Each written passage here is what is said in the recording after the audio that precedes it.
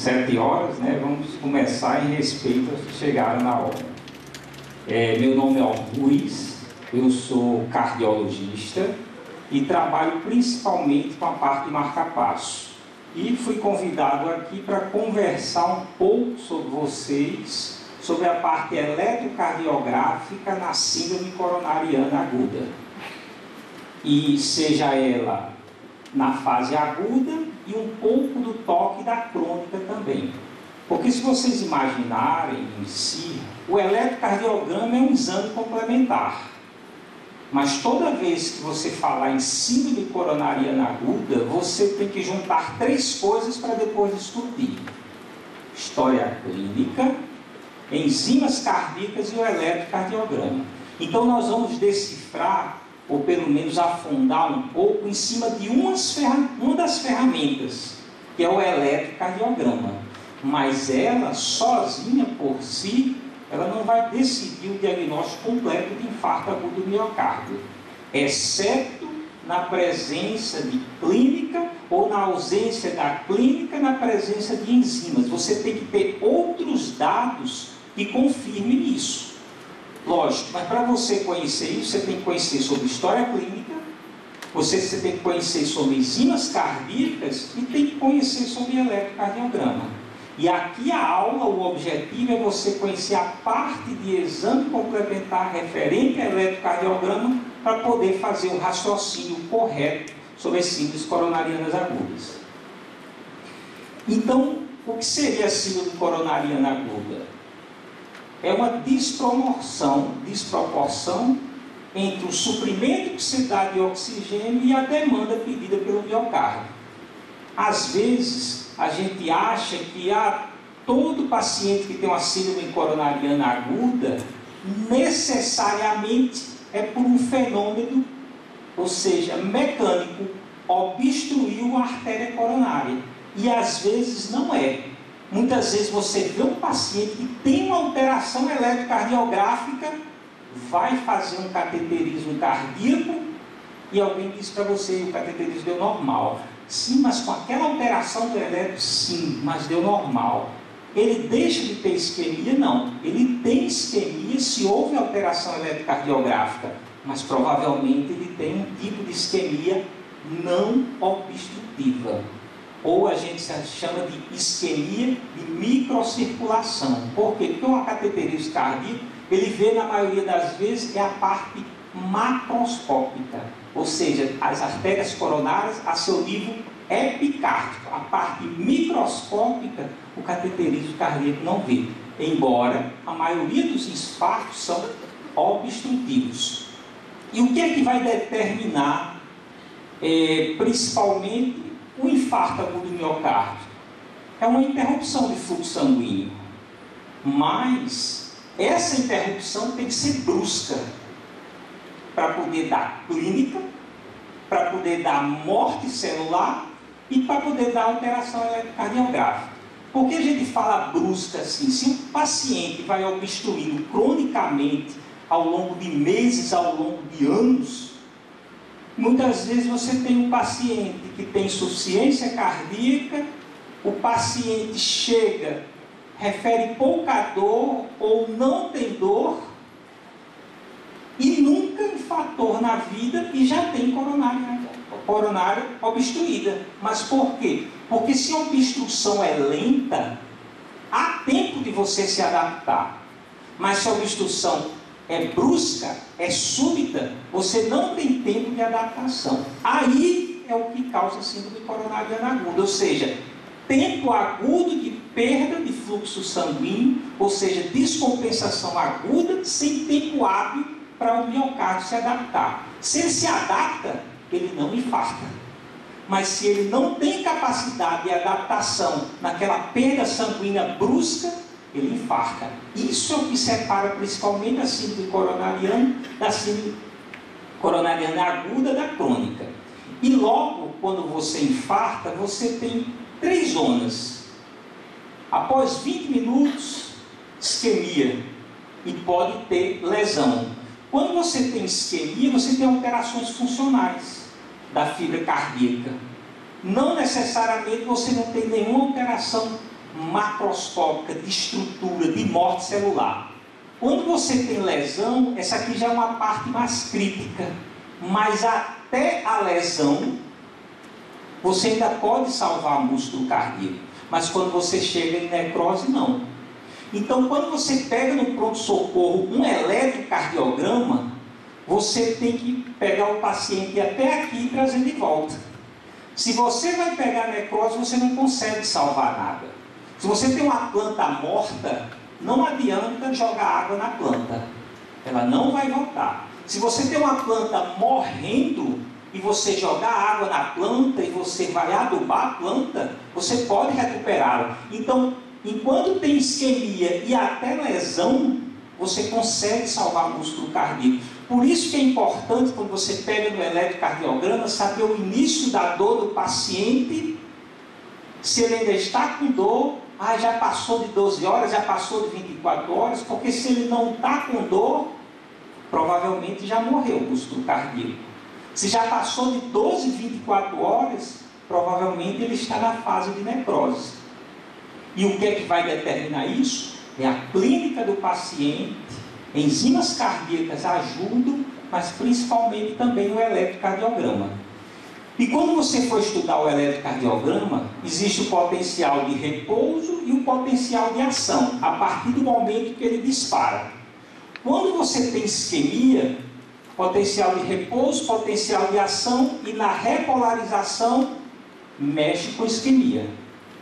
Quando você passa da isquemia para a lesão, potencial de repouso e potencial de ação são mexidos na fase de lesão. E quando você passa para a necrose, não tem potencial de ação. A célula morreu. Então ela não dispara.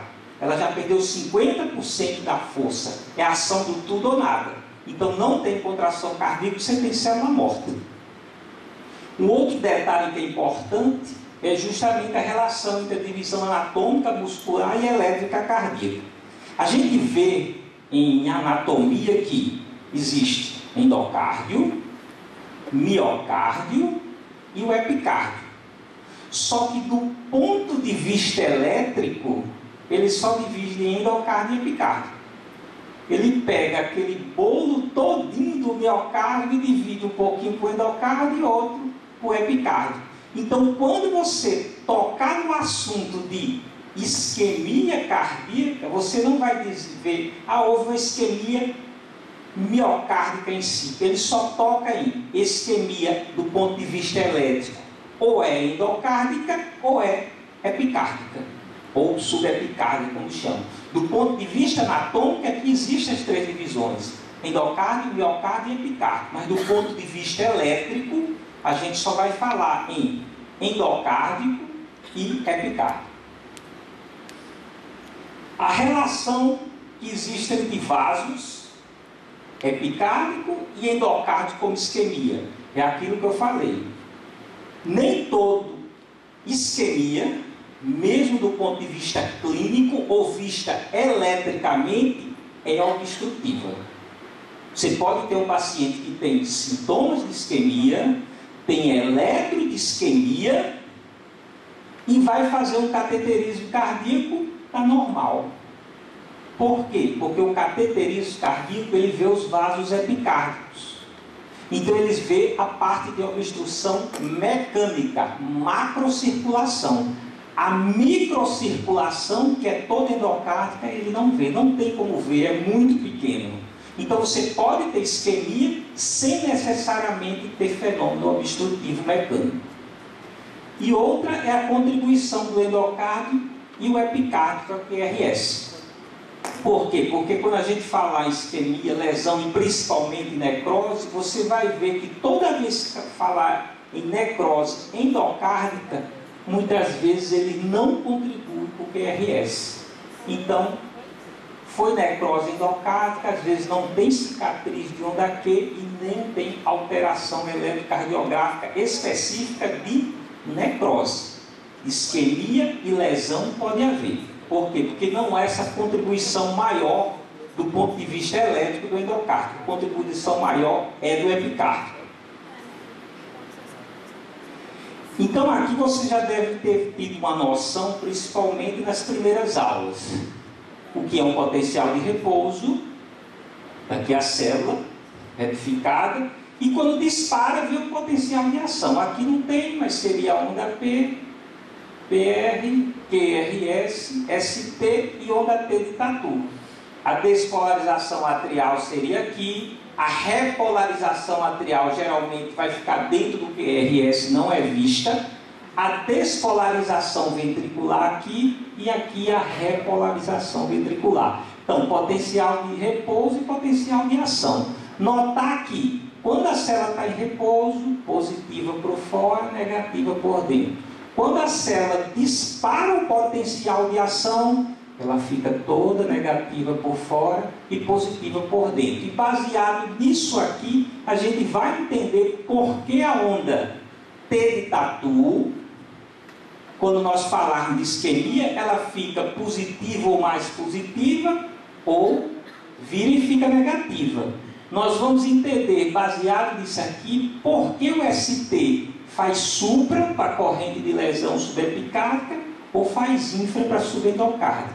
E nós vamos entender também por que aparecem as ondas Qs, que são representativas de necrose. Então, isquemia, lesão e necrose. Isquemia, onda T de tatu. Corrente de lesão, segmento ST. E necrose, geralmente, é a presença de onda Q patológica, porque nem toda onda Q é patológica, ou às vezes perda da onda R. A isquemia em si é vista como a zona negativa, devido a atraso de repolarização. Ou seja, o que é que vai acontecer aqui? O paciente despolariza, repouso, potencial na ação. E na hora de repolarizar, a zona que estiver doente, ela atrasa. Então, não ocorre a repolarização. Então, por exemplo, se ele tiver que repolarizar e a zona que estiver doente for epicárdica, essa zona que vai atrasar. Então, se atrasar e o eletrodo explorador está aqui, esse sinal é negativo. Então, o que é que vai acontecer com essa onda T de tatu? Ela fica negativa também. Porque essa onda T de tatu é um balanço do tempo de repolarização. Quem durar mais ganha. Só que normalmente, pela tensão dentro do miocárdio, o que é que acontece? Há uma isquemia relativa subendocárdica. Então, geralmente, o endocárdio dura mais. Por isso que a onda T é positiva.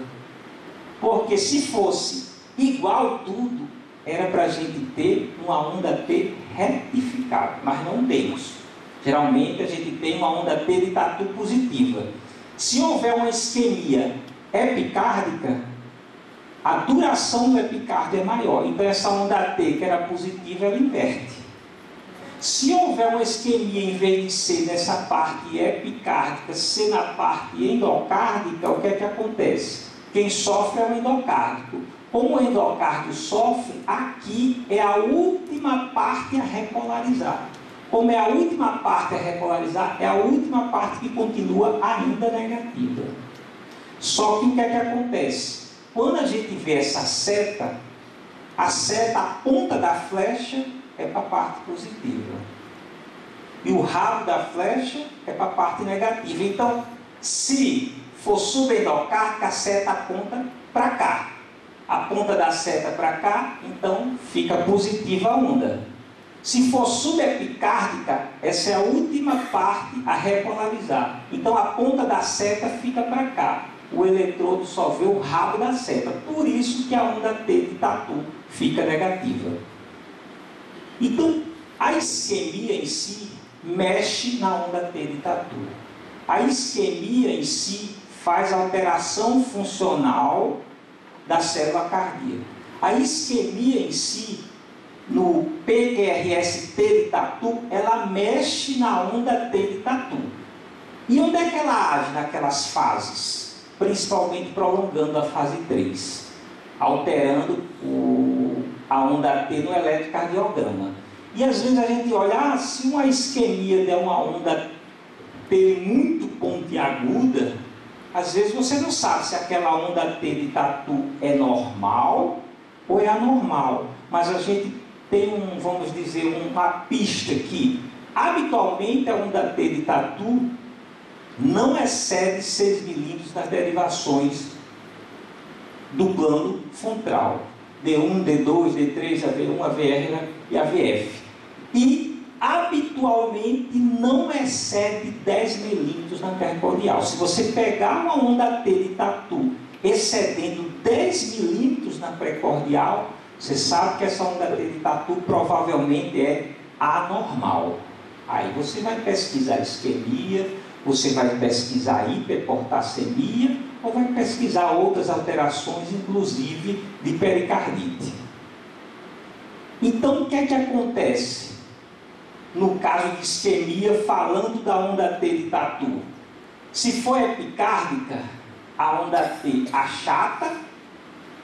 Se for epicárdica e for uma isquemia bem importante, além de achatar, ela inverte. Agora, se for endocárdica, ela já é normalmente positiva, ela fica mais positiva ainda.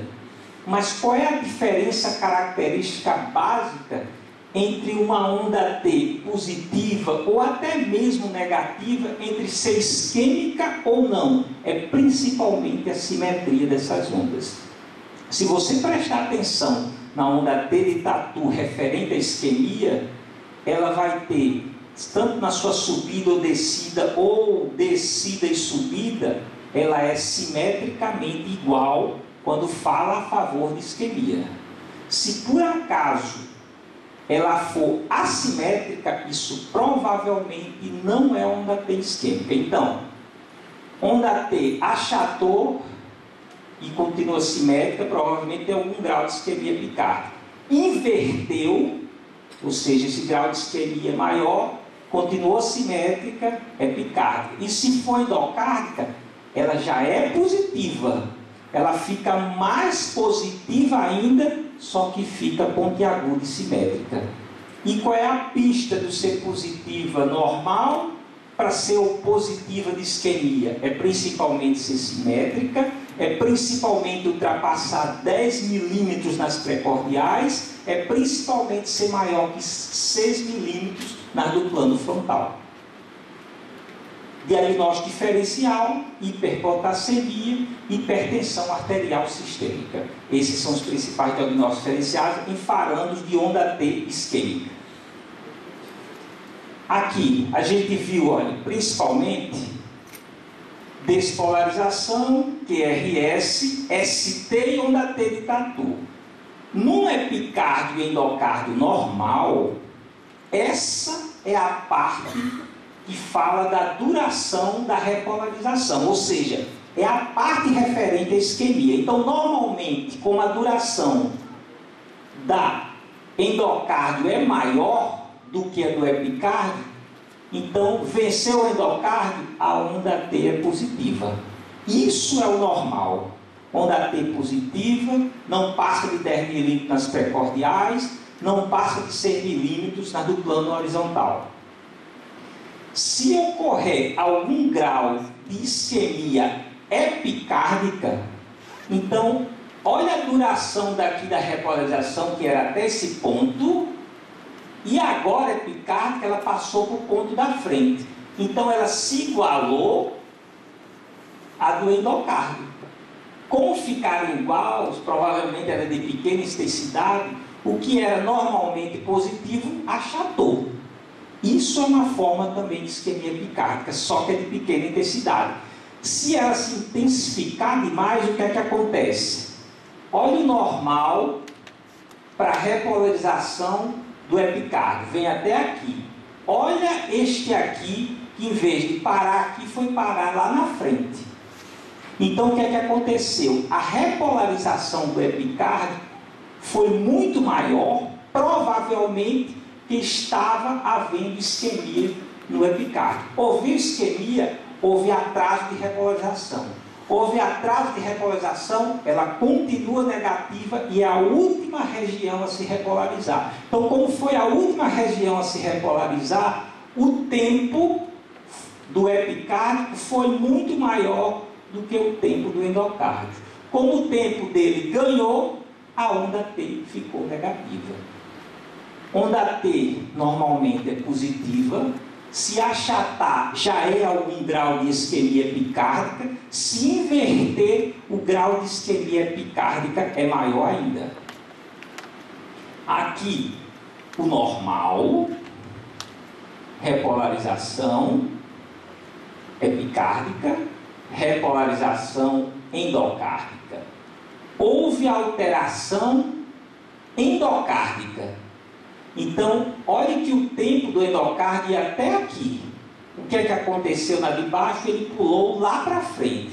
Ele já era positivo, não ultrapassando 6 milímetros nas horizontais e não ultrapassando 10 milímetros nas precordiais. Ele vai ficar o quê? Mais positivo ainda. E a principal característica é a onda T pontiaguda e simétrica, porque se a onda T for assimétrica, isso não é indicativo de isquemia. Está aqui uma onda T bem simétrica. Se você passar uma reta aqui, vai ver que esse lado é igual a esse. Então, onda T de tatu. Onda T de tatu negativa. Isso me fala a favor de isquemia epicárdica. Se eu tivesse uma onda T de tatu positiva e bem pontiaguda, era uma isquemia subendocárdica. Terminando a parte de isquemia, que ocorre geralmente após 20 minutos da oclusão, você pode ter no mesmo miocárdio isquemia e necrose. Também pode ocorrer a partir de 20 minutos. E o que é que você tem na corrente de lesão? Enquanto na parte de isquemia a gente só mexe na onda T de tatu, na repolarização ventricular, quando fala-se na parte de lesão, que até aí você ainda pode salvar músculo cardíaco, porque se já tiver necrose não adianta. Então, até aqui você pode salvar. Só que aqui ele fala potencial de repouso e no potencial de ação. Então, a medida é mais complexa. Ele já começa alguma alteração estrutural e mecânica na fibra cardíaca. Ele está no limite. Passou da corrente de lesão, você tem necrose. Chegou a necrose, você não consegue mais salvar o músculo cardíaco. Por isso que a gente, às vezes, quando está numa emergência, você diz: tempo é músculo cardíaco. Quanto mais tempo você passa, mais músculo cardíaco morre.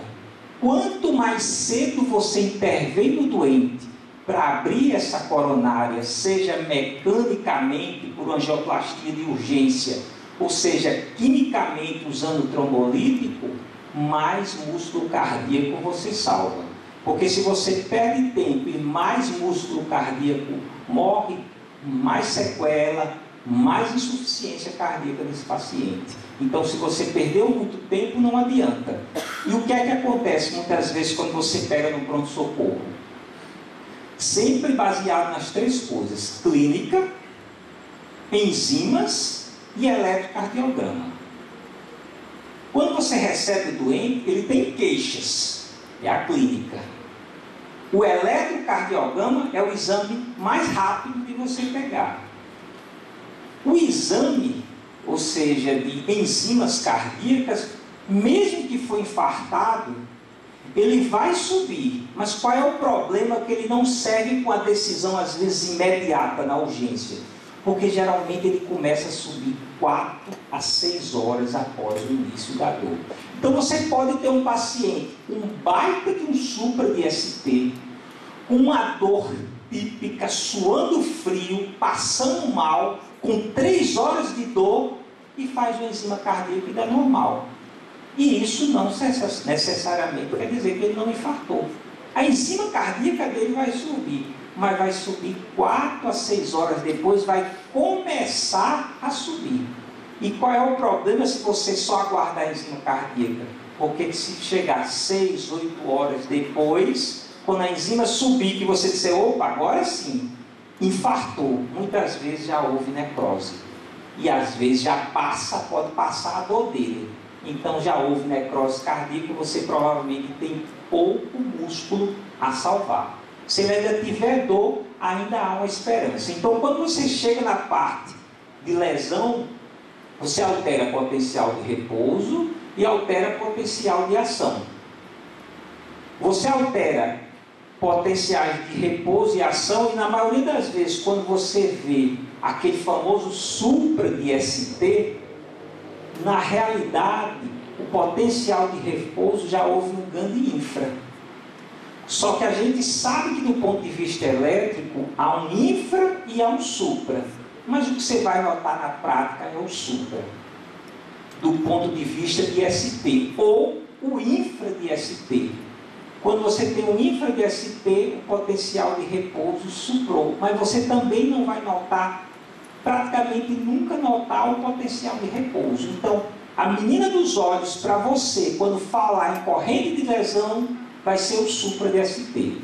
Altera todas as fases, 0, 1, 2 e 3 do potencial de ação. E no geral, tudo é visto como um infra ou supra de ST. Se você, por acaso, quando estiver avaliando um paciente e ao mesmo tempo, no mesmo eletrocardiograma, notar supradesnivelamento de segmento ST e infradesnivelamento de segmento ST, você vai valorizar sempre o supra. Por quê? Porque 95% das vezes, ou até mais, o infra que tiver presente é apenas um espelho do supra de ST. Do ponto de vista elétrico, supra de ST é isquemia subepicárdica. Do ponto de vista elétrico, infra de ST é isquemia subendocárdica. Achou um supra e achou um infra no mesmo traçado de eletrocardiograma, valorize o supra de ST.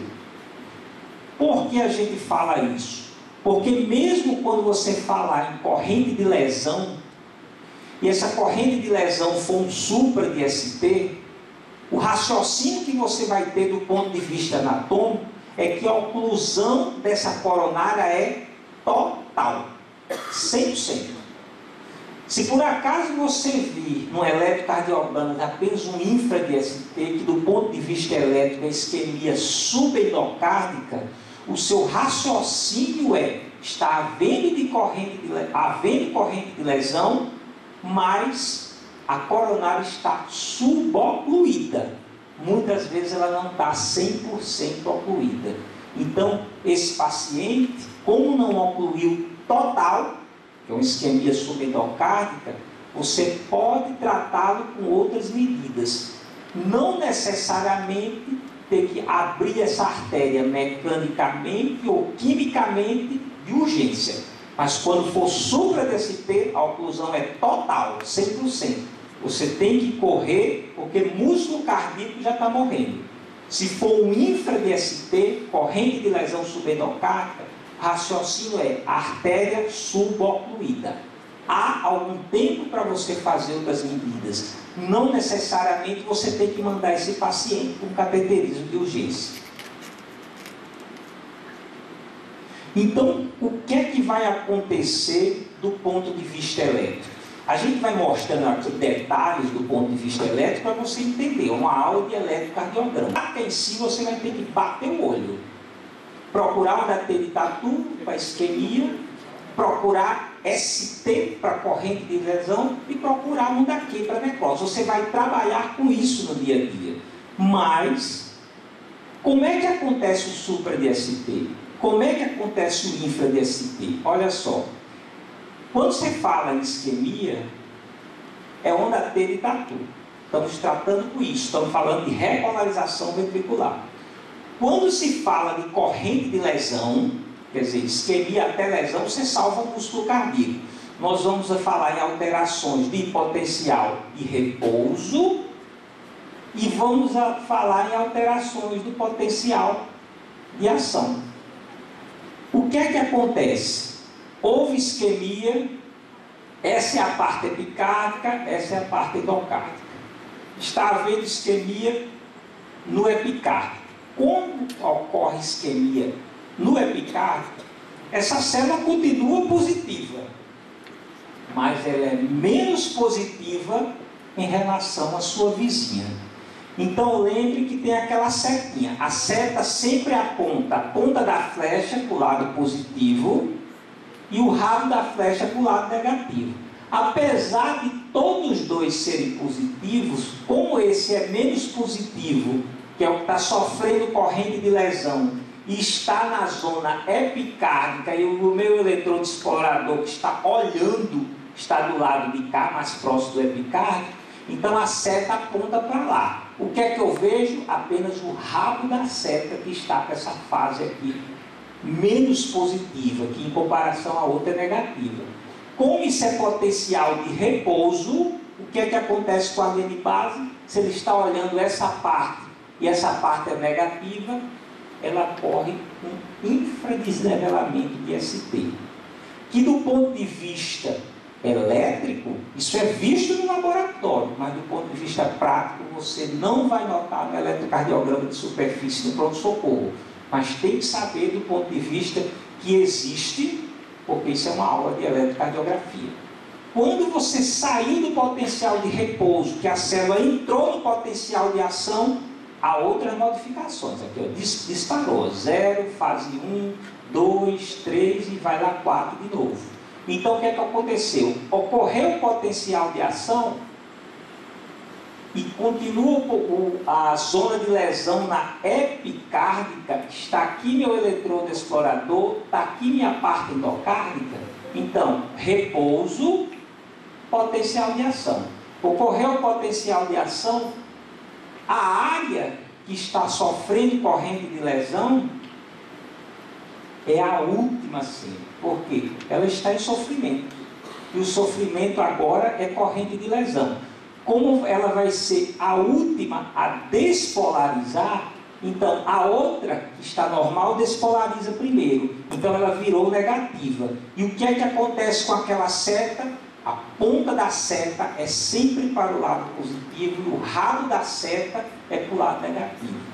Como a área que está sofrendo é epicárdica, ela vai ser a última a despolarizar. E a ponta da seta, consequentemente, ela vai olhar para a área positiva. Por que essa área é positiva agora? Porque a outra já despolarizou e ela virou negativa. Como a seta está olhando para cá, e o meu eletrodo está aqui, olhando a ponta da seta, ocorre supradesnivelamento de ST. Então, toda vez que eu houver uma corrente de lesão epicárdica, a linha de base infra e o ST supra. Mas o que é que você vai ver no pronto-socorro? Supra de ST. E acabou. Isso é o que você vai bater o olho. Se ocorresse o inverso, em vez da isquemia ser nessa área epicárdica, fosse na área endocárdica, era trocar tudo. E acontecia isso. A linha de base suprava e o ST infrava. Então, toda vez que você vê corrente de lesão subepicárdica, supra de ST. Toda vez que você vê corrente de lesão subendocárdica, infra de ST.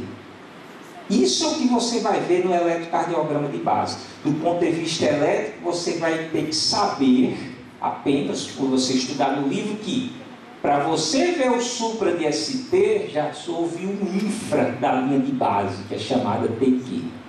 Para você ver o infra de ST, já houve um supra da linha de base, que é chamado TQ, do ponto de vista elétrico. Mas do ponto de vista prático, você pega no pronto-socorro, é supra de ST e infra de ST e pronto, acabou. Viu supra de ST, a primeira coisa que vem na cabeça é a artéria está totalmente fechada. Cada hora que passa, está havendo morte de miócito, está havendo morte celular. Tempo é importante, tem que abrir essa artéria o mais rápido possível.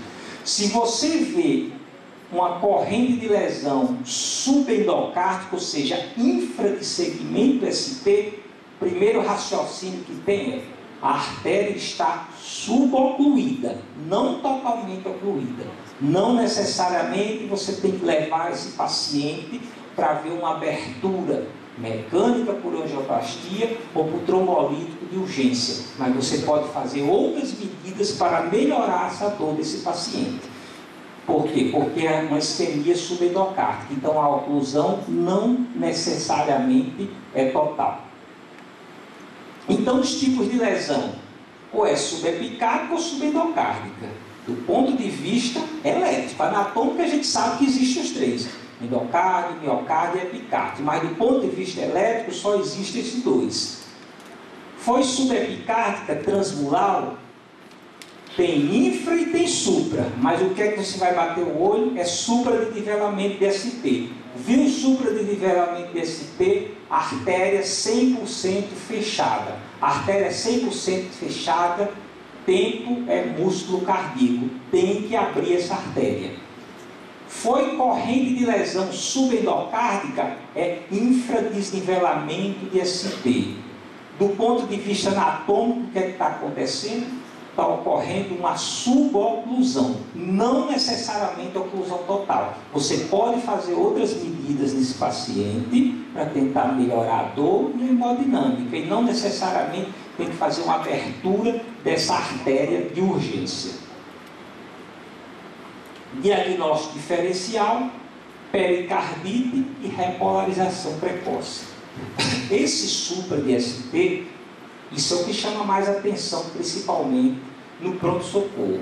E por que a gente fala muito, opa, infarto, pericardite e repolarização precoce? Porque muitas vezes a pericardite chega com dor no pronto-socorro. E chega com supra também no pronto-socorro. E às vezes a pessoa não sabe, e agora? Tem supra de SP, é infarto. Aí que você tem que lançar a mão, sempre da tríade: história clínica, eletrocardiograma e enzimas cardíacas.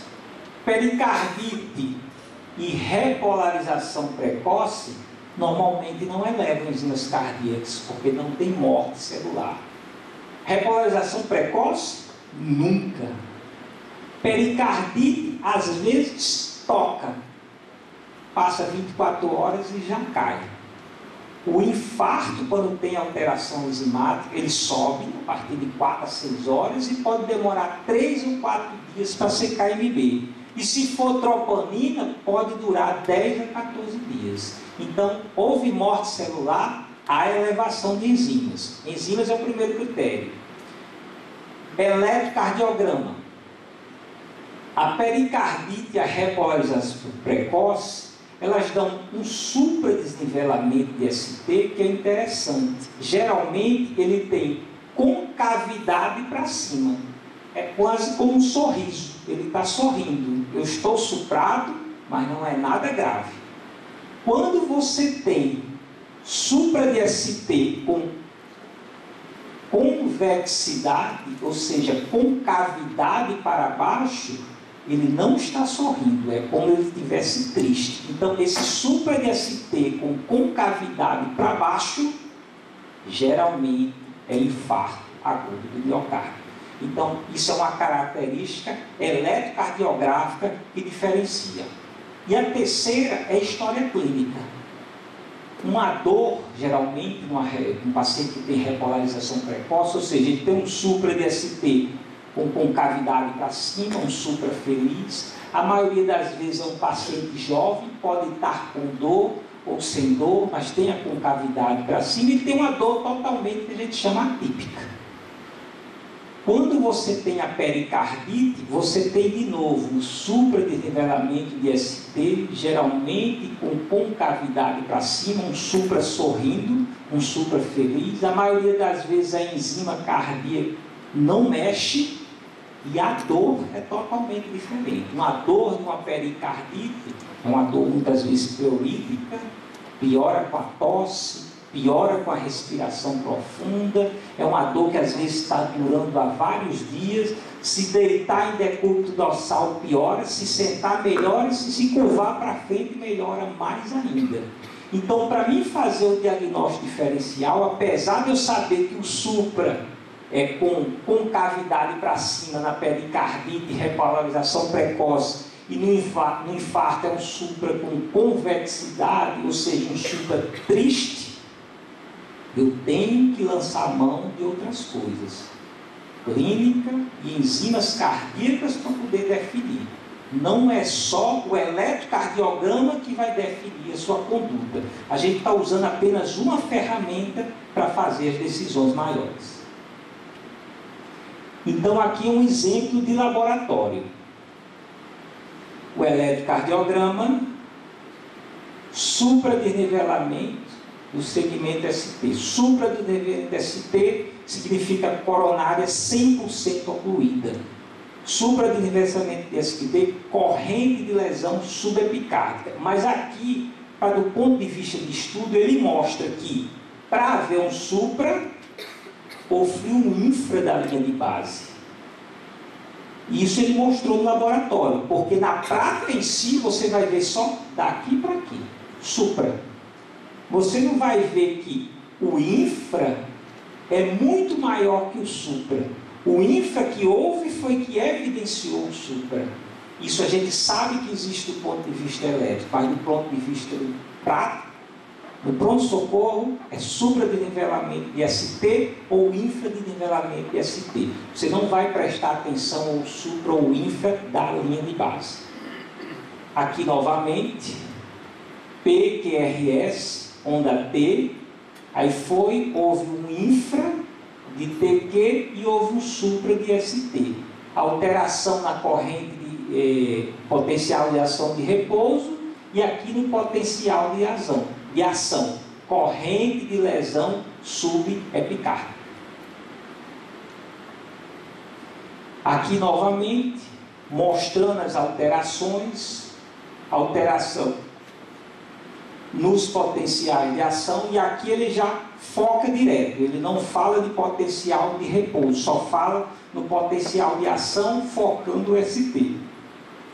Houve supra do segmento ST, coronária totalmente ocluída, corrente de lesão subepicárdica.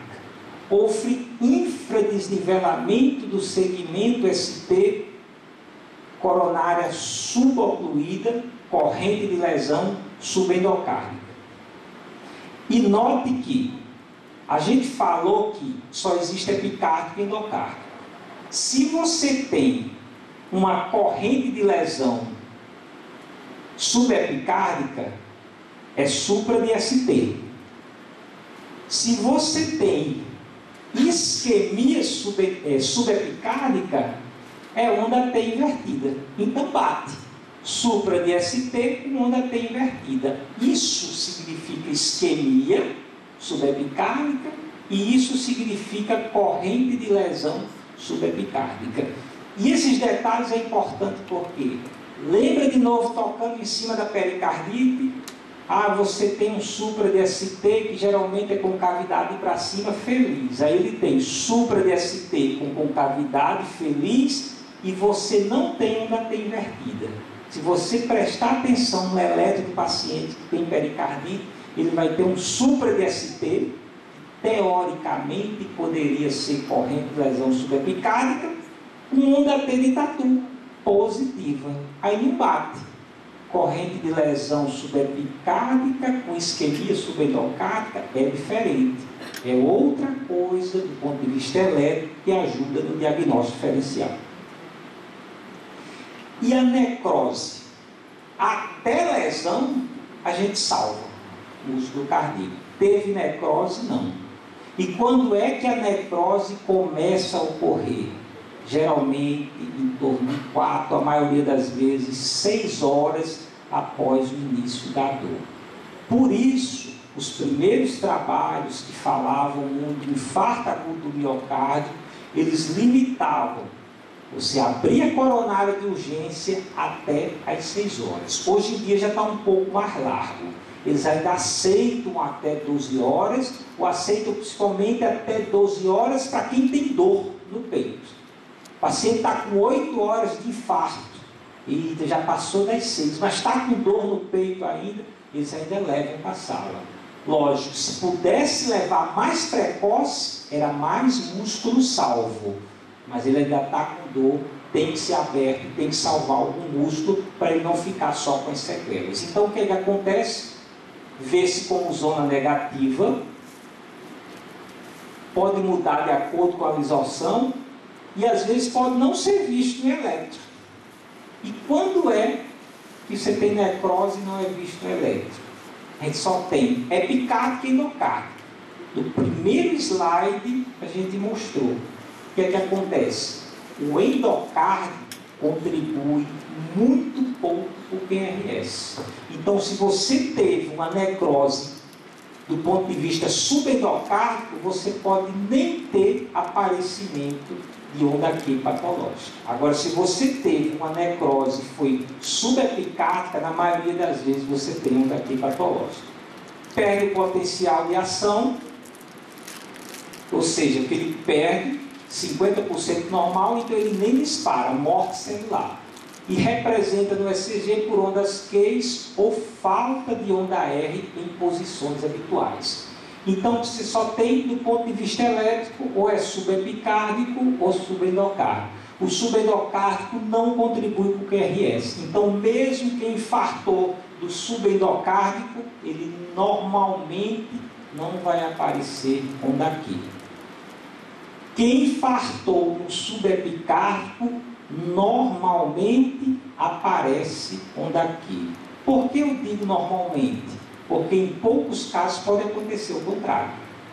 Você pode ter um paciente que foi só subendocárdico e apareceu uma onda Q. Raras exceções. E você pode ter um paciente que foi subepicárdico e não apareceu lá onda Q. Raras exceções. Mas o comum é isso aqui. Foi subepicárdico, tem onda Q patológica. Foi subendocárdico, normalmente não tem onda Q patológica. E por que a gente fala de onda Q ser patológica ou não? Porque você pode ter um eletrocardiograma e você vai ter onda Q. É QRS. Se você tem QRS e disser que toda onda Q é patológica, você corre o eletro de todo mundo aqui, todo mundo tem onda Q, todo mundo infartou. Então, não necessariamente toda onda Q é patológica. Aí você lança a mão de algumas coisas. O que é? Se for uma onda Q pura, sem entalhe, prestar atenção. Geralmente um quadradinho em torno de 40 milissegundos. Então ele teve maior que 30 milissegundos, ou seja, fechou o quadradinho completo, isso é indicativo de onda Q. Principalmente se estiver sozinho. Se por acaso nela tiver o resto QRS, como tem aqui completo, mas a amplitude disso aqui for maior que 25% da onda R daquele QRS, fala a favor de onda Q patológica. Então tem que ter uma duração maior ou igual a 30 milissegundos e tem que ter uma amplitude pelo menos 25% maior que a onda R. Teve isso, há um grande indício de aquela onda Q ser patológica, mesmo que ele nunca tenha referido sintomas de isquemia. Nunca teve sintomas de infarto. Não, eu nunca infartei. Mas está ali a onda Q, pista de onda Q patológica. E se por acaso ele foi entalhado, segue a mesma coisa. Maior ou igual a 30 milissegundos, contar, onda Q com entalhe. Ou maior que 25% da onda R. Se em vez de for Q, estamos avaliando entalhes em onda R, aí muda para ser em torno de 1 milímetro, em vez de 25%, e aumenta a ser maior do que ou igual a 1 quadradinho 40 milissegundos. Esses detalhes de ver onda Q patológica são um pouco mais difíceis. E lembrar que no pronto-socorro, numa urgência de dor torácica, ter onda Q já é mau sinal. Você não pode deixar passar, principalmente o supra.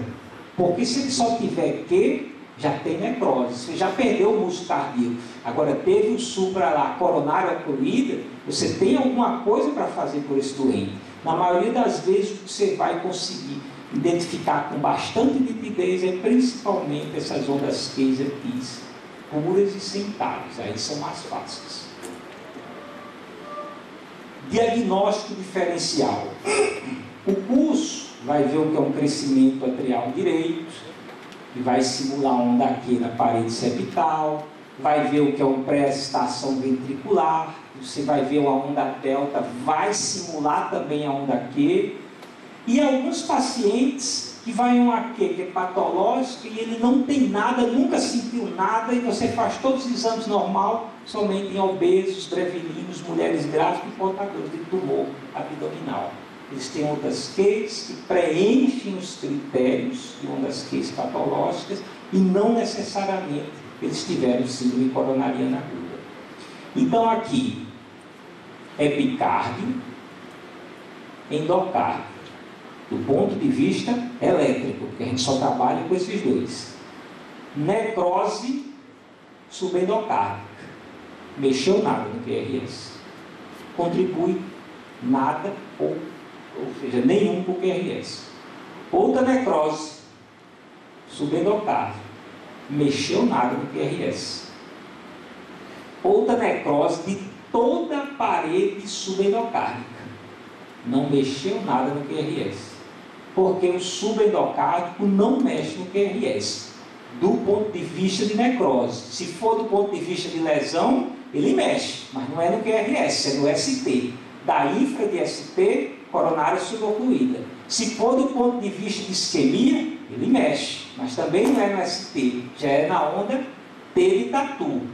Onda T de tatu positiva e apiculada, e bem alta, geralmente ultrapassa 10 milímetros nas precordiais e 6 milímetros no plano horizontal.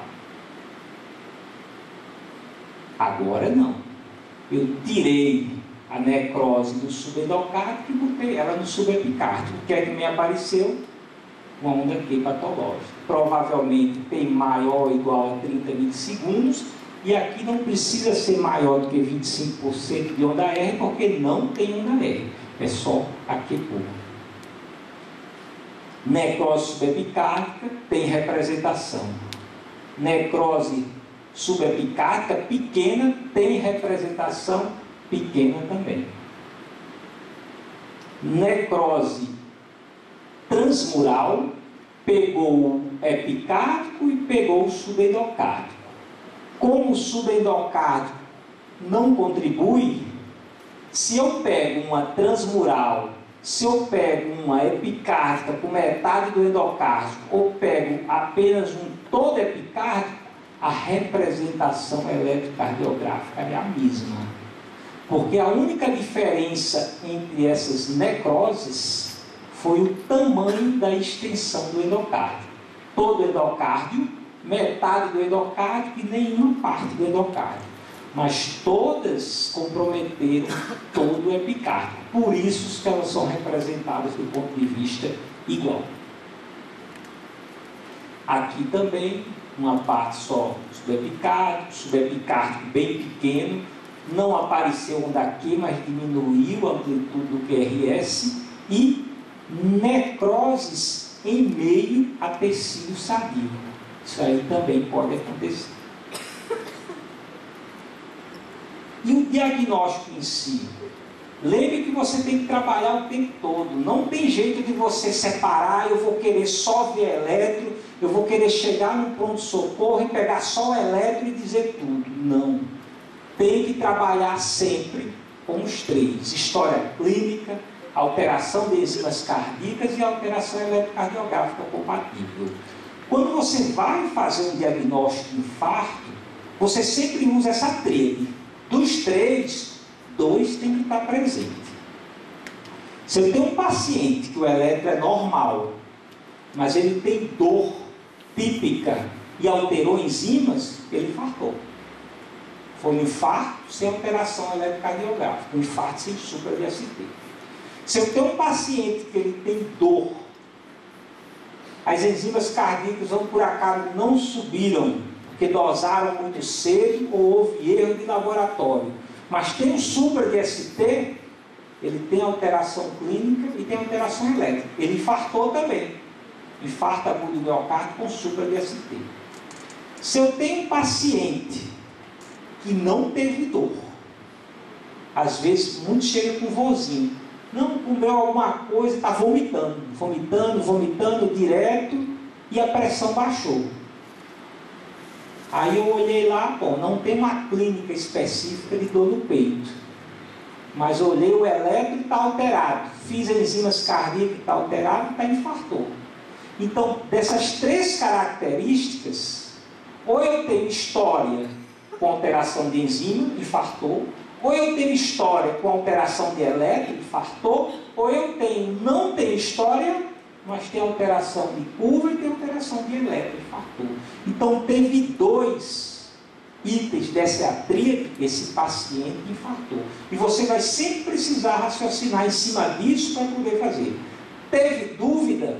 Mantenha o paciente em observação e faça enzimas seriadas e faça eletrocardiograma seriado. Tem paciente às vezes que quer ir embora. É chato, não sei o quê, mas mantenha. Mantenha para você se proteger e fazer a propedêutica correta.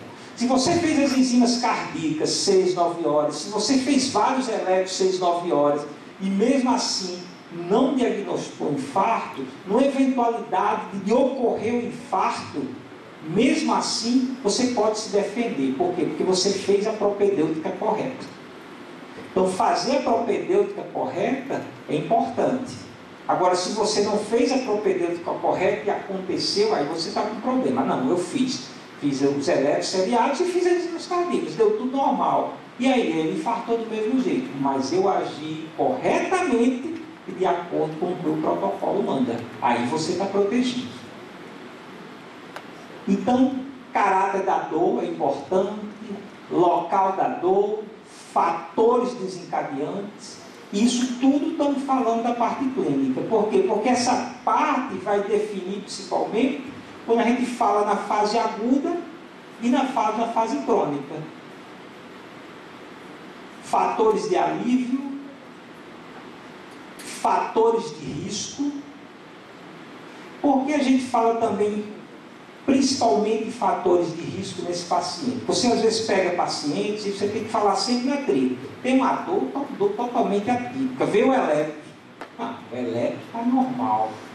Mas é um paciente hipertenso, tabagista, diabético, dislipidêmico, tem doença vascular periférica, tem 50 anos de idade, já tem história familiar, com um irmão que teve infarto com 40 anos de idade.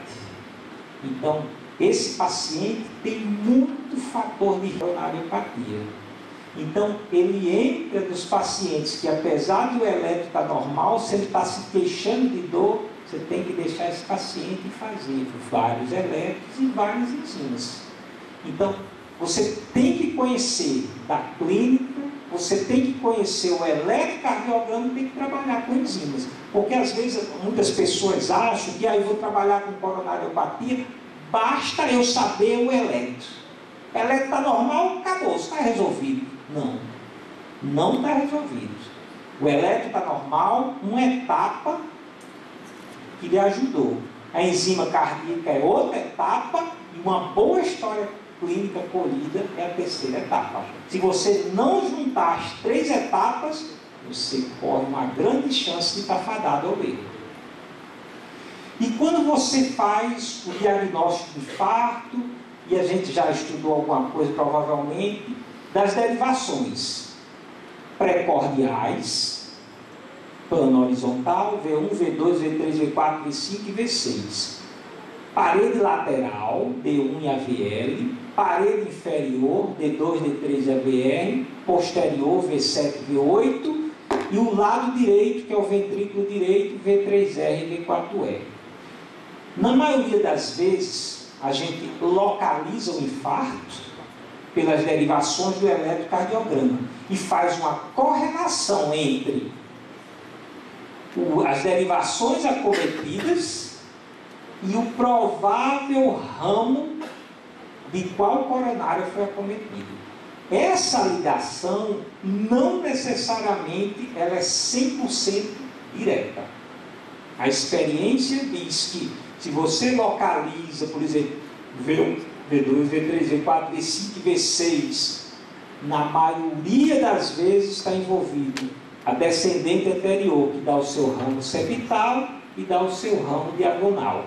Ou pega a coronária esquerda, que dá esses ramos que são da DA e dá a circunflexa. Aí faz um infarto anterior extenso. V1, V2, V3, V4, V5, V6, D1 e AVL.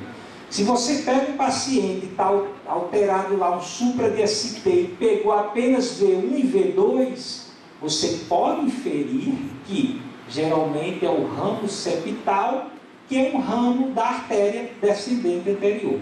Se você pega, só está influindo V3 e V4, você pode inferir que geralmente é o ramo diagonal da artéria descendente anterior. E como é que a pessoa fala na prática? Ah, pegou V1, V2, V3, V4. Ah, isso aqui foi um infarto anteroseptal. Ah, pegou só V3, V4. Ah, ele teve só um infarto anterior. Ah, eu vi lá que tem um supra lá em V5, V6. D1 e AVL também. Ah, pegou a parede lateral e um pouco da parede lateral alta. Ah, qual foi a artéria que acometeu? Provavelmente a circunflexa. Ah, eu vi um paciente, cheguei lá, rapaz, tem um supra V1, V2, V3, V4, V5, V6, ainda pegava D1 e AVL. Você disse que é um infarto anterior extenso. Pegou isso, que é da descendente anterior, e pegou isso, que é da circunflexa. E os dois juntos formam toda a coronária esquerda. Ah, eu olhei lá, tinha uma alteração que era em D2, D3 e AVF. Ah, isso aí foi um infarto de parede inferior. Qual artéria provavelmente é acometida? Provavelmente foi a artéria coronária direita. Mas você pode pegar um paciente que tem D2, D3 e AVF, como supra de ST, e vai fazer o cateterismo e foi a coronária circunflexa. Isso pode acontecer perfeitamente. Por quê? Porque essa equação de ligação, ela não é 100%. Eu posso ter uma parede acometida com outra artéria. E outro conceito é quando pega a parede posterior, V7 e V8, geralmente é circunflexa. E por que a gente botou um detalhe aqui de conceito novo? Os conceitos mais atuais de eletrocardiografia, eles dizem que pela posição do coração, teoricamente não existe parede posterior. Quando você pega esse paciente que faz uma ressonância nuclear magnética para ver qual é a parede acometida, quando você tem um V7 e V8, geralmente ou é parede inferior ou é parede lateral. Você geralmente não acha uma parede posterior do ponto de vista anatômico, mas ainda hoje é divulgado V7 e V8, parede anterior. E outra coisa é quando você suspeitar que pegou o ventrículo direito. Você é obrigado a pegar as mesmas posições de V3 e V4 do lado esquerdo, colocar do lado direito para fazer V3R e V4R, para ver se tem um supra de ST. Geralmente é acometido também na coronária direita, para fazer o diagnóstico de infarto agudo do miocárdio, corrente de lesão, pegando o VD. Aqui de novo, D2, D3 e AVF, parede inferior, normalmente coronária direita. D1 e AVL, parede lateral, normalmente artéria circunflexa. V1 e V2, parede, é uma parte da parede anterior, mas se descreve como infarto septal, geralmente artéria septal. V3 e V4, geralmente os diagonais, que são ramo da descendente anterior. E a lateral, V5 e V6, geralmente são ramos da circunflexa. Aqui para você ter uma ideia das artérias, ó. Coronária esquerda, da CX, que vai para a parede lateral, a DA, que dá os seus ramos septais e os seus ramos diagonais, pegando respectivamente, ó, V1 e V2, V3 e V4, que é justamente na parede anterior, ramos septais e ramos diagonais. A lateral aqui, ó, pela circunflexa, e a parede inferior aqui, que é D2, D3 e AVF, geralmente é pela coronária direita, está aqui a coronária direita. Então, é uma visão topográfica para você fazer uma correlação. E às vezes essa correlação é importante por quê? Porque toda vez que você disser que eu tenho um infarto que pegou V1, V2, V3, V4, que são ramos da descendente anterior, essa descendente anterior ela irriga o ventrículo esquerdo. E é o ventrículo esquerdo o mais importante do ponto de vista de bomba cardíaca. O ventrículo direito funciona, mas ele não é compressório, ele é mais volumétrico. Então, se eu digo que pegou, ou suspeito pelas precordiais, que foi a descendente anterior, foi infarto anterior, isso é muito mais preocupante do que eu dizer que o infarto foi de D2, D3 e AVF, que foi a coronária direita responsável. Porque na maioria das vezes a coronária direita pega mais ou a parede inferior, que é menor, embora seja parte do VE, ou o ventrículo direito, que é um ventrículo predominantemente volumétrico. Então, falar parede anterior é maior preocupação. Falar parede inferior ou VD é menor preocupação, mas ainda é infarto. Mas infarto de parede anterior, principalmente se for parede anterior extenso, significa que você acometeu a maior parte do ventrículo esquerdo, que é o grande responsável pelo bombeamento cardíaco. O que é a fase aguda? O que é a fase crônica? Na maioria das vezes a aguda mesmo, superaguda, são as primeiras 48 horas de infarto. Depois disso, você vira subaguda e até depois de 30 dias, aí você passa discretamente, ou discretamente não, você passa por uma fase crônica em si. Mas, quais três coisas que a gente viu? Onda T, isquemia, ST, lesão, e onda Q, de necrose. Quando você pegar um paciente que você não souber de história nenhuma, mas toda vez que a coisa mais predominante dele for a corrente de lesão, por isso que eu botei um L maiúsculo aqui, isso fala a favor, mesmo que ele não saiba falar nada sobre a história, que essa é uma fase ainda aguda ou subaguda de infarto. Então, a fase aguda e subaguda de infarto, que a coisa que mais chama a atenção são a corrente de lesão. Então, se eu pegar um paciente que está com mal-estar, chegou ali, o que foi? Não, um mal-estar. Quantos dias? Não sei, o cara está afundado, está sonolento, aí pegou, tem um supra de ST. Ele está no mínimo na fase aguda ou subaguda. Aí vai ter que colher a história, mas o eletro já te diz alguma coisa. Isso quer dizer que toda corrente de lesão eu só vou achar na fase aguda? Não, é predominantemente na fase aguda. Por que eu não digo que exclusivamente na fase aguda? Porque se eu pegar, por exemplo, numa fase crônica, uma corrente de lesão, o seu raciocínio clínico muda. Aí tem um supra de ST bonitinho, e ele fala que teve infarto. Mas ele teve infarto, já faz 6 meses que ele teve infarto. E tem um supra de ST? Tem. Então, ele teve infarto, mas esse supra de ST não me diz mais corrente de lesão, porque a clínica já me diz que são 6 meses que ele teve infarto.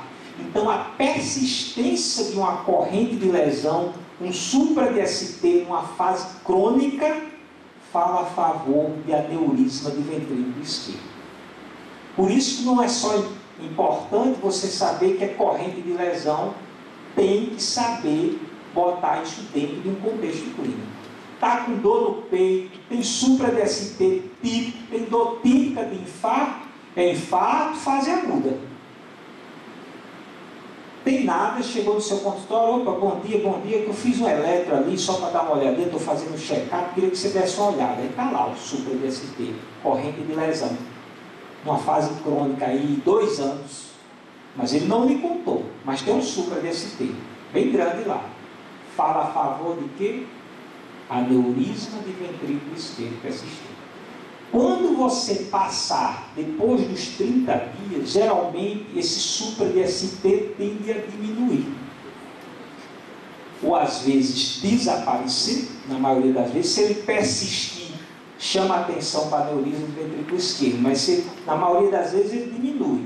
E o que você vai ter na maioria das vezes na fase crônica é áreas de necrose e áreas de onda T de tatu isquêmica. Então, onda Q no QRS e a onda T de tatu que inverteu, falando a favor de isquemia subepicárdica. Então, você ter, por exemplo, necrose, você diz, na fase aguda eu não posso ter necrose? Pode. Mas ela é o mais chamativo na fase crônica. Na fase aguda, quando você tem necrose, que é o tempo já hoje houve morte de músculo cardíaco. Então, falar em fase aguda chama atenção, é corrente de lesão, é supra-DST. Falar em fase crônica, o que chama a lesão é ondas Q patológicas e ondas T invertidas. Toda essa miríade de onda T de tatu positiva e apiculada para isquemia subendocárdica, invertida para isquemia subepicárdica, supra-DST falando de corrente de lesão subepicárdica, infra-DST falando de corrente de lesão subendocárdica e a presença de ondas Q patológicas, tudo isso é coronariopatia. Só que algumas coisas estão mais presentes numa fase e outras coisas estão mais presentes em outra fase. Esse eletrocardiograma, por exemplo, você dá uma olhada, V1, V2, V3, V4, V5 e V6. Normalmente você tem P, QRS e onda T de tatu normalmente positiva. O que é que eu tenho aqui? Uma onda T de tatu invertida. Então isso é isquemia, lesão ou necrose? Isso é isquemia. Se a onda T está invertida, eu tenho alteração na repolarização ventricular. Isso é isquemia subepicárdica. Porque se for subendocárdica, ela estaria positiva e bem puntiaguda. Então você tem isquemia subepicárdica. Pega V2, V3, V4, V5 e V6. Que parede é essa? Parede anterior. Qual a provável artéria acometida? Se fosse só V1 e V2, eu diria que é o ramo septal da DA. Se fosse só V3 e V4, eu diria que era o ramo diagonal. Se eu fosse só V5 e V6, já ia mais para circunflexo. Pegou de V2 a V6. Eu posso dizer que tem uma parte aqui do septal, diagonal e circunflexo. Pegou provavelmente a coronária esquerda. Aí vou olhar na parede lateral. D1 não tem a VL, mas o D1 também está invertido. Então, provavelmente pegou a coronária esquerda, é uma onda T de isquemia subepicárdica de coronária esquerda. Aqui, olha só, baixinho, mas tem um supra. Eu não sei nada desse doente. Mas esse supra aqui, que significa corrente de lesão, tem, mas não me chama tanta atenção. Se você não tem a história desse doente, você tem 2 hipóteses. Ou está iniciando, mas o iniciando que já tem onda Q, já tem mais de 6 horas, então já tem necrose, ou isso é antigo. Por quê? Porque a onda, o ST, praticamente desapareceu. O que eu tenho é ondas Q patológicas em D2, aqui está em TALI também em D3, e em TALI em AVF. Eu não tenho praticamente supra, está quase normal, mas tem onda T invertida.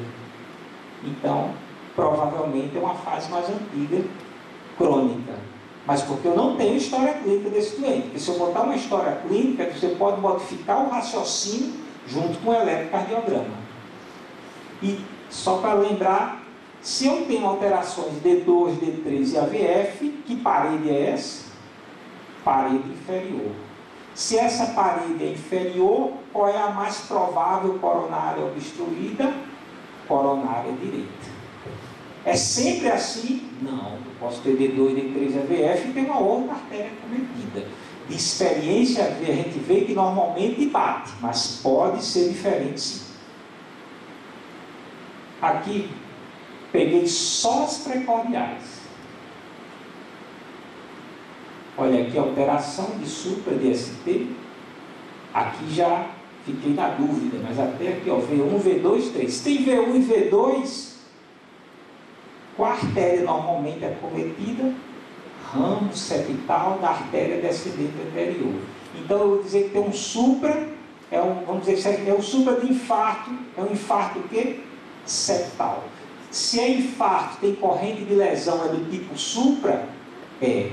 Então é corrente de lesão subepicárdica. Se é corrente de lesão subepicárdica, esse doente, supra significa 100% ocorrida. Você tem que levar esse doente e tem que abrir o mais rápido possível.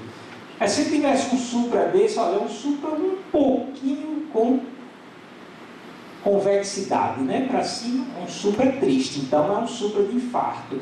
Ah, será que isso não pode ser uma pericardite? Sim, mas ele tem uma corrente de lesão subepicárdica e a onda T de tatu inverteu, está negativo. Então isso fala a favor de corrente de lesão subepicárdica e onda T isquêmica subepicárdica também.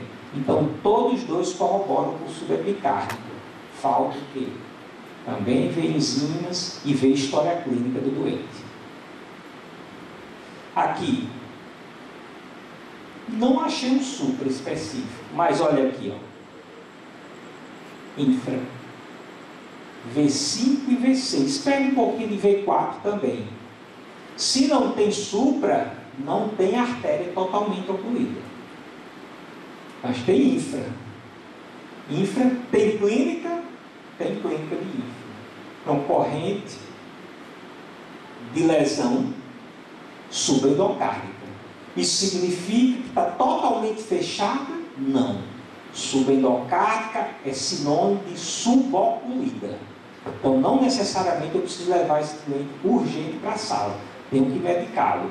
Pegou o quê? V4, V5 e V6. V4 geralmente é ramo diagonal da DA. V5 e V6 geralmente circunflexa. Então, eu vou tratá-lo como uma corrente de lesão subendocárdica. Peguei as precordiais da artéria circunflexa, faz parte da parede anterior. Aqui você pega um eletro completo, mas de propósito, você tem no mesmo eletro, se você procurar, tem supra e tem infra. Você não pode dizer que ele tem corrente de lesão subepicárdica numa parede e tem subendocárdica na outra. Presença de supra e presença de infra no mesmo traçado eletrocardiográfico dá ideia para você que o importante é o supra e o infra é imagem e espelho do supra que tem lá. Então você vai dar atenção ao supra. Então o supra está V1, V2, V3, V4. Aqui não tem. Então, V1, V2, V3 e V4 é parede septal e parede anterior. Infarto anteroseptal. Artéria ocluída. Aqui seria os septais e esse aqui os diagonais. Todos dois são ramos da artéria descendente anterior. Então você tem provavelmente uma artéria descendente anterior. Como é supra, eu diria que ela está totalmente ocluída ou subocluída? Totalmente ocluída. Porque é supradesnivelamento de ST. Tem que correr atrás, tem que abrir. Por quê? É músculo cardíaco. Músculo é tempo. Perdeu tempo, perdeu o músculo cardíaco. Então, esse aqui tem que abrir realmente de urgência. E notem que também é supracorrente lesão subepicárdica. Vocês poderiam procurar, ainda deixa eu ver a onda T de tatu se está invertida, mas muitas vezes o fenômeno de lesão é tão grande que ele engloba e fica cobrindo a onda T de tatu. Então você tem onda T de tatu aqui, mas ela está mascarada pelo supra de nivelamento de ST. Então, às vezes, quando um supra é muito gigante, você não vai conseguir identificar a onda T de tatu. E o que você observou aqui, ó, D2, D3, EBF, é infra, mas é imagem em espelho da parede anterior. Aqui, novamente, tem supra e tem infra. Eu digo que o infarto está ocorrendo pelo infra ou pelo supra? Supra. Teve presença de supra e de infra, sua cabeça volta para o supra. O que tiver de infra é imagem espelho do supra. O supra foi de D2, D3 e AVF. D2, D3 e AVF é parede inferior. A parede inferior geralmente é coronária direita. Como é supra de nivelamento, supra é igual a corrente de lesão subepicárdica. Corrente de lesão subepicárdica tipo supra é artéria totalmente ocluída. Você tem que correr atrás e tem que abrir. Ah, é um infarto de parede inferior. É um infarto do mesmo jeito. Seria pior se fosse de parede inferior. E esse é o pior infarto. Geralmente, quando é extenso, as evoluções são piores. Aqui, novamente, D1, D2, D3, ABR, ABL, ABF, e as precordiais. V1, V2, V3, V4, V5 e V6. Se procurando, ó, D2, D3 e ABF. Supra de nivelamento, D2, D3, ABF, parede inferior. Coronária, acometida, coronária direita. Que tipo é esse? Essa ST do tipo supra, isso é isquemia, lesão ou necrose? Lesão. A onda T de tatu não dá para ver, ela está obscurecida pela corrente de lesão que toma conta de tudo e termina mascarando a onda T de tatu. Na presença de bloqueio de ramo esquerdo, isso fica difícil. Porque o bloqueio de ramo esquerdo altera tudo. Se você pegar um paciente com bloqueio de ramo esquerdo e olhar, diz que ele está infartando, porque ele vai ter supra de ST. Existem critérios para, mesmo na presença de bloqueio de ramo esquerdo, você dizer que aquele bloqueio de ramo esquerdo é normal ou o bloqueio de ramo esquerdo é um paciente infartado. Mas isso mesmo na prática, às vezes é difícil até para cardiologistas. Então, o que é que a gente faz na prática em si? Teve clínica, dor no peito, é compatível com infarto, é bloqueio de ramo esquerdo, considera o eletro alterado. Acabou-se. Se a clínica é soberana, o eletro é bloqueio de ramo esquerdo, você considera o eletro alterado e chama o hemodinamicista para poder fazer as propedêuticas e salvar o músculo cardíaco. Então, teve bloqueio de ramo esquerdo, é eletro alterado do tipo supra. Então, a recomendação é considerar a clínica do paciente. E os biomarcadores vão ajudar você posteriormente a confirmar. Mas na hora você tem que decidir. Então tem que avisar o hemodinamicista mesmo, se for bloqueio de ramo esquerdo. Se for bloqueio de ramo direito, não. Isso aí normalmente não vai criar dificuldades para você fazer o diagnóstico. Onda T de tatu, para isquemia, ST para corrente de lesão e procurar ondas Qs procurando necrose.